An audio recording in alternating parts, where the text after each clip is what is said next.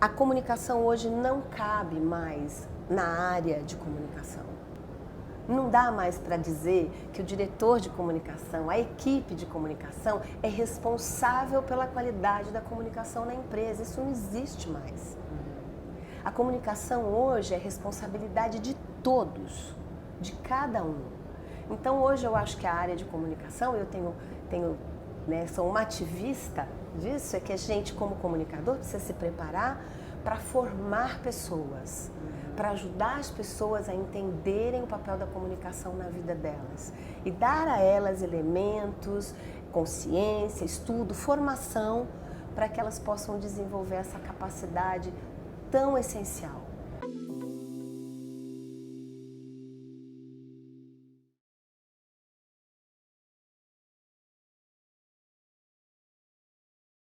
Nós vamos conversar agora com a Vânia Bueno. Oi, Vânia, obrigada por estar aqui. Obrigada pelo convite. Eu queria que você falasse pra gente sobre como ter uma convivência produtiva.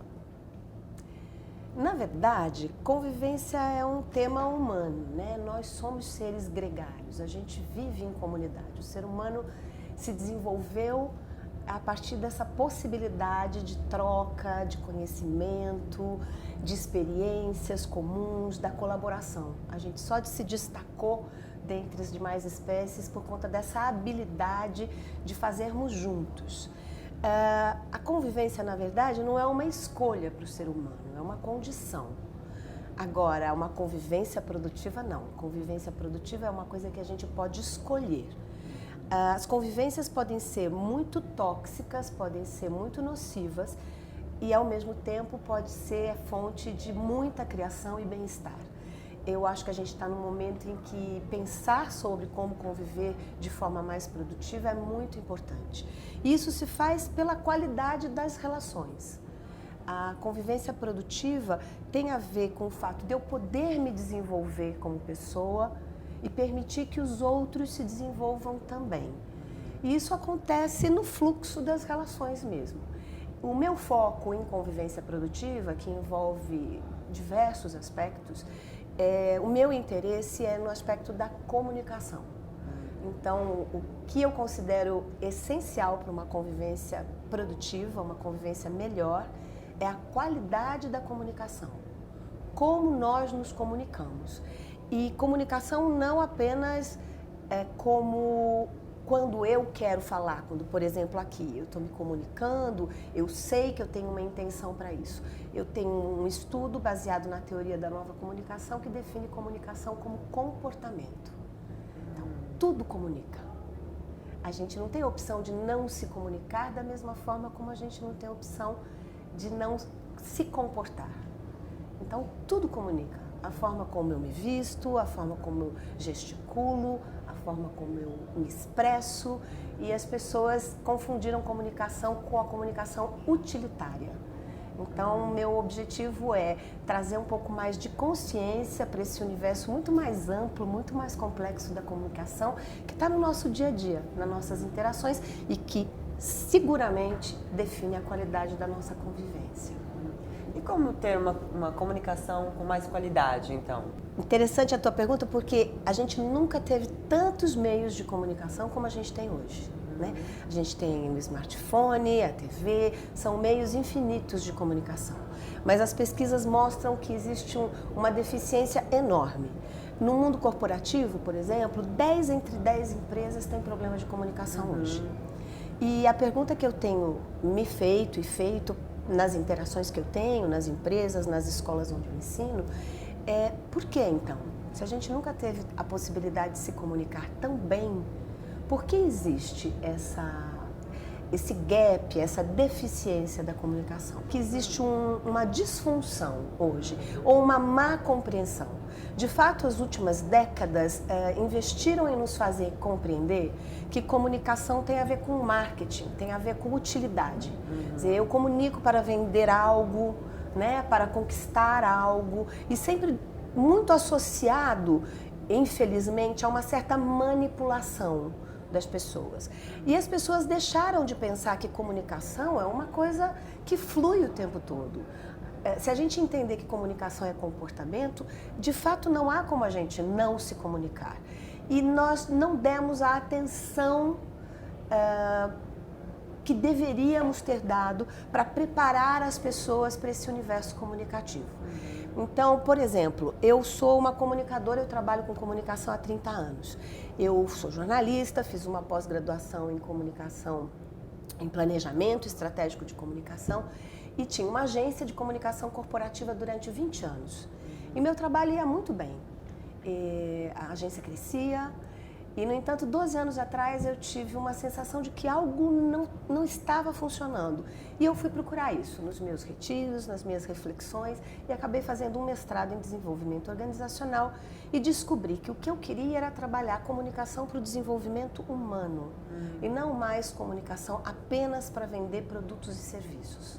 E aí eu descobri um universo maravilhoso, porque de fato o desenvolvimento humano depende da qualidade da comunicação, especialmente e primordialmente da comunicação que eu tenho comigo mesmo. Como é que é a minha conversa comigo?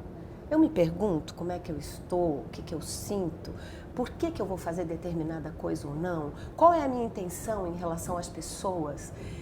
E aí é um universo muito mais conectado com o autodesenvolvimento, né, com conhecer a mim mesma, com a possibilidade de me expressar de forma autêntica, com legitimidade, com respeito, que de fato faz a diferença. Tem uma pesquisa muito interessante do Grupo Ketchum, que é um grupo de comunicação internacional, que avalia a comunicação e as qualidades da liderança. E numa dessas pesquisas, eles encontraram que 70% dos líderes não se comunicam bem.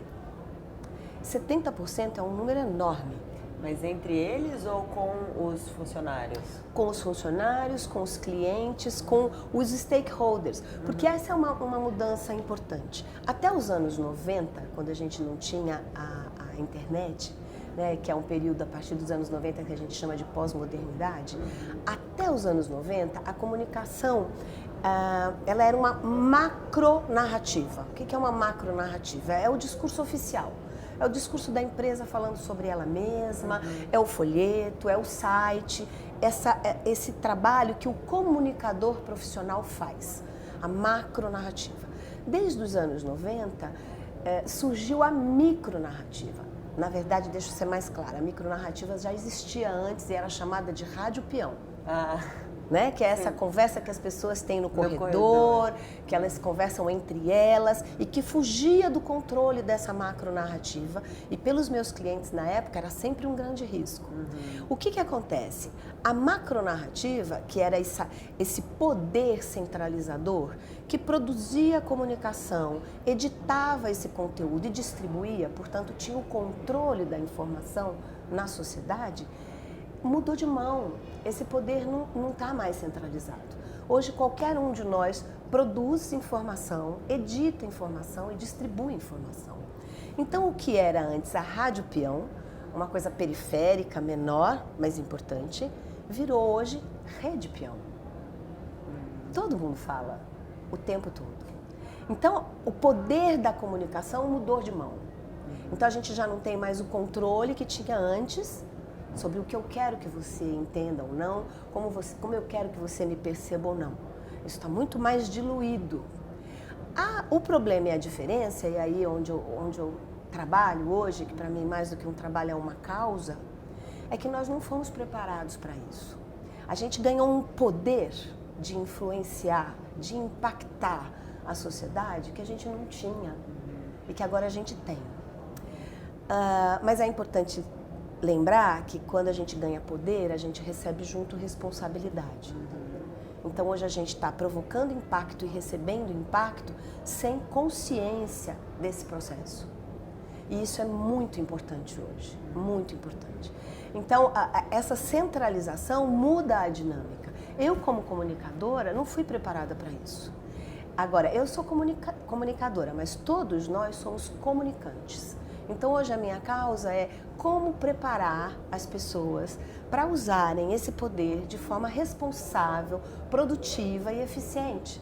Porque a gente pode construir e produzir muitas coisas maravilhosas com essa comunicação, ao mesmo tempo que a gente pode causar muito dano e destruição.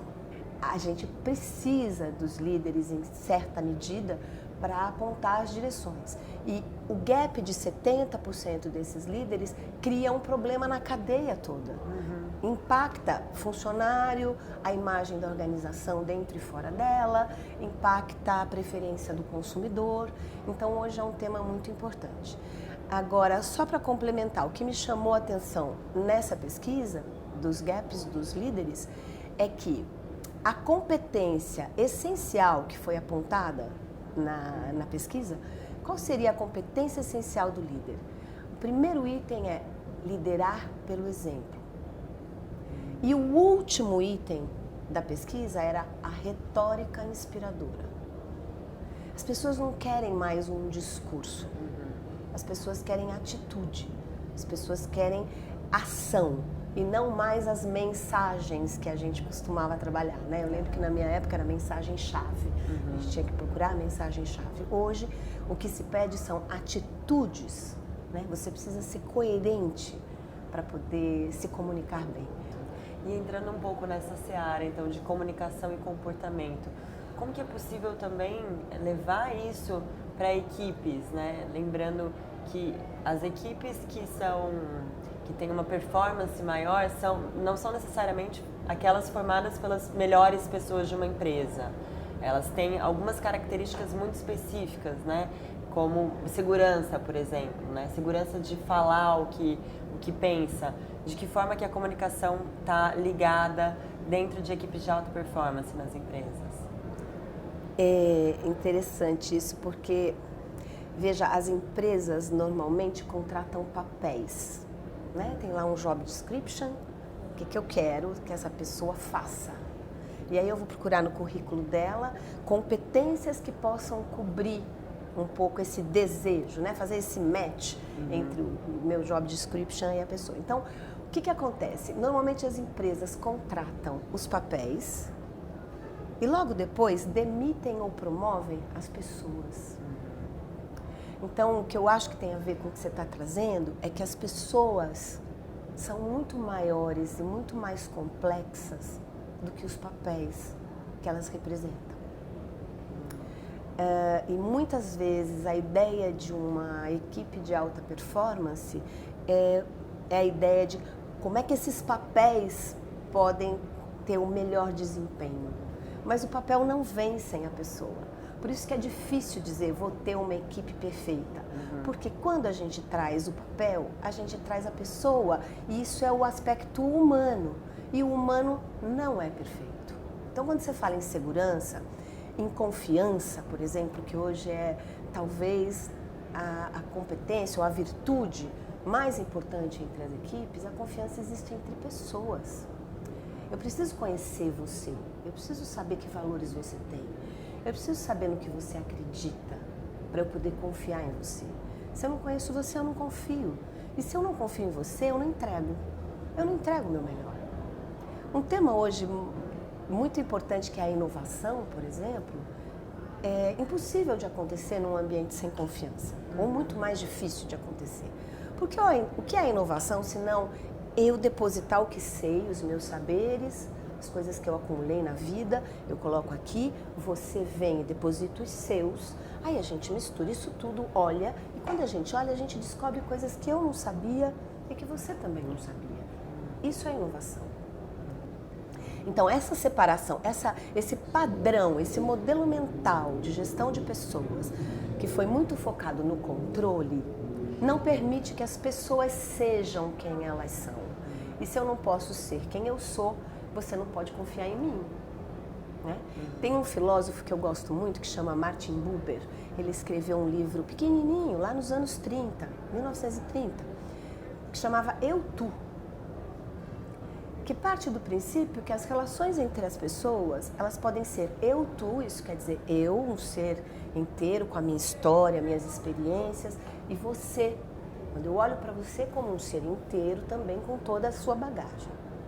Existe uma outra relação que é eu, isso, onde eu me reconheço como um indivíduo, como uma pessoa, mas olho para você como um utilitário. Você não é uma pessoa, você é algo que me possibilita chegar a um objetivo do meu próprio interesse. Essa relação eu-isso, no ambiente de trabalho, destrói a segurança, destrói a confiança, destrói a saúde, destrói a produtividade. Muito obrigada, Vânia. Obrigada.